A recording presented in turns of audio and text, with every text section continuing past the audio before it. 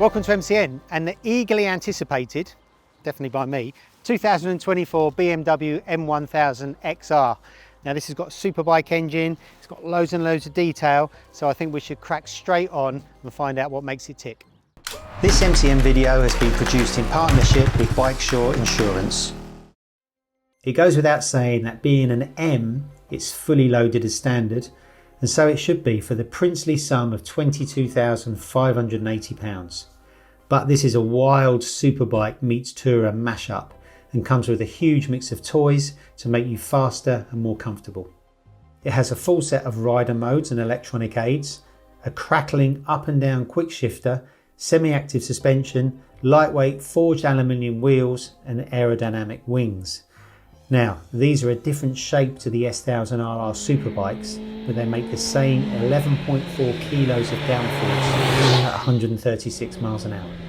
It has the same basic S1000RR derived chassis as the S1000XR, with slightly shorter travel suspension for stability, but not quite as short as the Superbikes. Blue anodized Nissan M brakes are so powerful they'd stop Top Rack in its tracks. And BMW says the M1000XR weighs 223 kilos full of fuel. That's 3 kilos less than the standard XR and 26 kilos more than the S1000RR. And for your comfort, it has a short two-way adjustable tinted screen, heated grips, cruise control and keyless ignition. And returning a claimed 43 mpg, it will do a theoretical 191 miles from its 20-litre tank. Now this is all very nice, but that's of course not what we're here for. The M1000XR has a race-derived engine that's the same as the S1000RRs, complete with its variable valve shift cam system. Granted, it's not the same 207 bhp you'll find in a Superbike, but due to some boring Euro noise regs, BMW have had to slice a bit off the top with new mapping. But 199 bhp is still wild, and 31 bhp more than the standard XR. That figure is even more impressive when you think that when MCN puts BMWs on its dyno, they make around the same rear wheel power as they claim in the brochure. No wonder this bike is beyond rapid. If all this isn't enough for you, you can splash out another £5,100 for the M competition package. And that gives you armfuls of carbon fibre, including wheels, and swathes of billet aluminium parts. They're fitted to our test bike here at the M1000XR's world launch, but apart from being bling, they don't really change the way it rides. And talking of riding, well, just incredible. The M1000XR is beyond fast, and that kind of sensation of speed is made even more vivid by the fact you're sat up so high on a bike that feels a bit like a GS in terms of its riding position. It feels like a supersonic step ladder at first. When you first jump on, you've got this true Superbike performance and you're sat really high and you don't really feel plugged in at first, but it's a sensation you quickly get used to.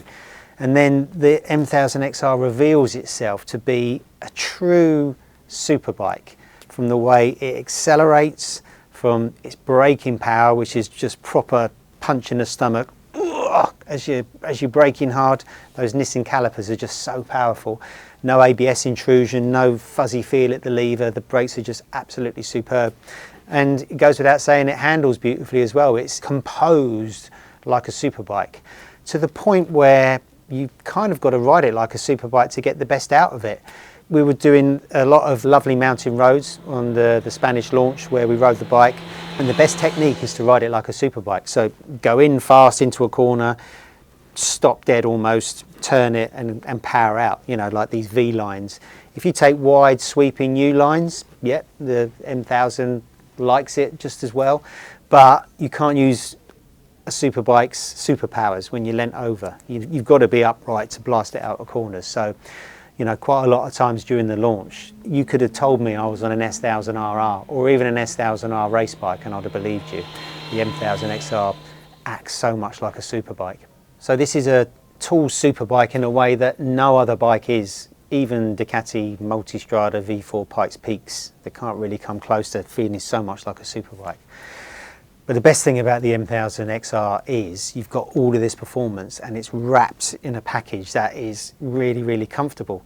So we rode this bike for a fair few hours, and not once did I ever have a sore wrist, did I ever have a sore bum, sore knees. It's just so spacious. This bike, if you love performance bikes, gives you your cake and eat it. It's not completely perfect.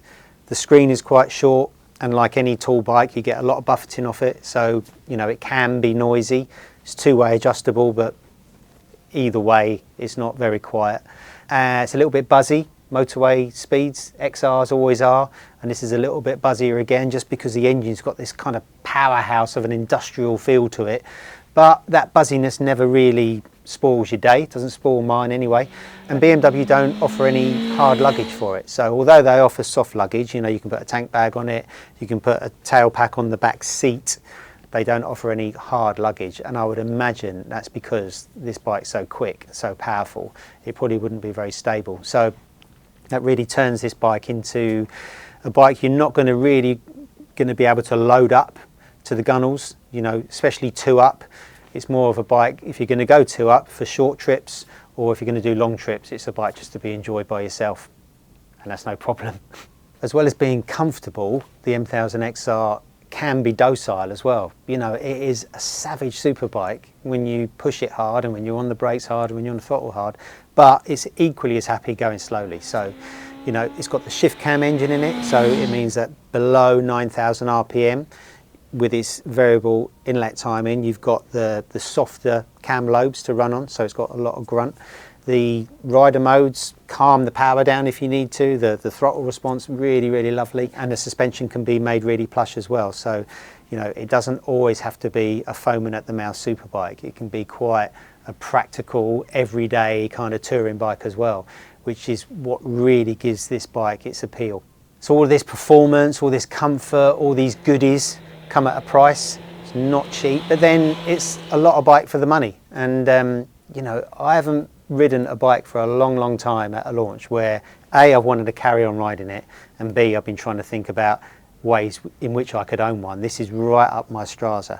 So yeah, it is expensive, but when you look at what you got for your money, I think it's worth it. Hasn't really got that many rivals. The Ducati Multistrada V4 Pikespeak I spoke about is a rival, proper kind of superbike. The RS version is actually got the Ducati Superbike engine in it, so that's closer. But on paper at least, both of those Ducatis don't have the power of the BMW, and they're heavier than the BMW, and there's no other real softer tall rounders that can compare to the M1000XR either. But it would be interesting to see how that BMW compares against the Ducati. And then saying that, I think I feel a group test coming on.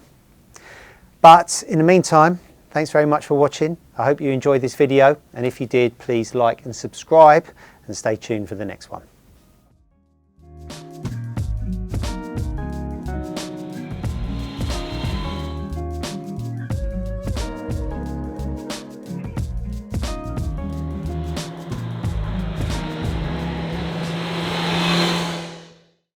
This MCN video has been produced in partnership with Bike Shore Insurance.